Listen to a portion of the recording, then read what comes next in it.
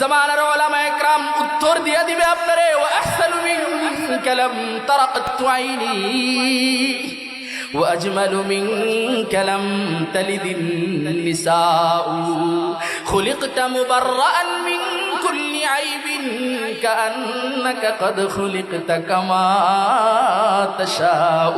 আল্লাহু আকবার, জোরে বলেন, আরো জোরে জোরে বলে লাগবে আল্লাহু আকবার। আপনি জিজ্ঞাসা করবেন আমার নবীর চেহারাটা কেমন, উলামায়ে কেরাম বলে দিবে। আপনি জিজ্ঞাসা করবেন নবীর চোখ মুবারকটা কেমন, উলামায়ে কেরাম বলে দিবে। আপনি জিজ্ঞাসা করবেন নবীর চোখের পাপড়িগুলো কেমন, উলামায়ে কেরাম বলে দিবে। আপনি জিজ্ঞাসা করবেন ভুরুটা কেমন, বলে দেওয়া যাবে। আপনি জিজ্ঞাসা করবেন মুহাম্মদুর রাসূলুল্লাহর চুলটা কেমন, বলে দেওয়া যাবে। আপনি জিজ্ঞাসা করবেন চুলে তেল লাগানোর আগে দেখতে কেমন, তেল লাগানোর পরে দেখতে কেমন। আপনি জিজ্ঞাসা করবেন মাথায় পাগড়ি বাঁধলে কেমন, পাগড়িটা লম্বা কতটুকু ছিল, পাগড়ির রংগুলো কেমন ছিল। ও দোস্ত, আপনি জিজ্ঞাসা করবেন মুহাম্মদুর রাসূলুল্লাহ চুল যখন আশ্রাইতেন, চুল আশ্রাইতে কেমন, আশ্রানোর পরে কেমন। মুহাম্মদুর রাসূলুল্লাহর দাড়ি মুবারক কেমন, দাড়ির মধ্যে চুল তেল লাগাইলে কেমন, তেল ছাড়া কেমন, আশ্রাইলে কেমন, আশ্রানো ছাড়া কেমন। মুহাম্মদুর রাসূলুল্লাহর চাহনির মধ্যে কত মায়া, সাহাবী বলে দিতে পারবে। মুহাম্মদুর রাসূলুল্লাহর চোখের মধ্যে কতটুকু রাগ কখন আসছে, কোন কথায় বলে দিতে পারবে।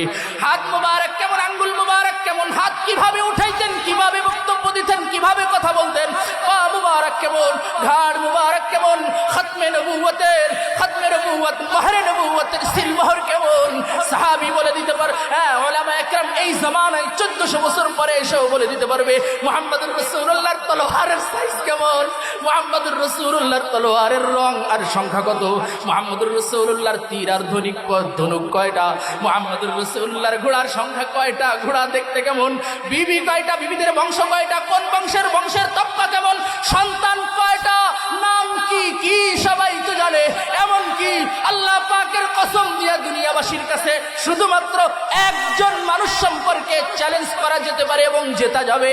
উলামায়ে কেরাম বলে দিতে পারবে। আপনি যদি জিজ্ঞাসা করেন রাহমাতুল লিল আলামিন নবীর যেই কয়টা দাড়ি সামনে ছিল, এই দাড়ির মধ্যে কয়টা পাকা দাড়ি ছিল, তাও জামানার উলামায়ে কেরাম সুস্পষ্ট ভাবে বলে দিতে পারবে। আল্লাহু আকবার।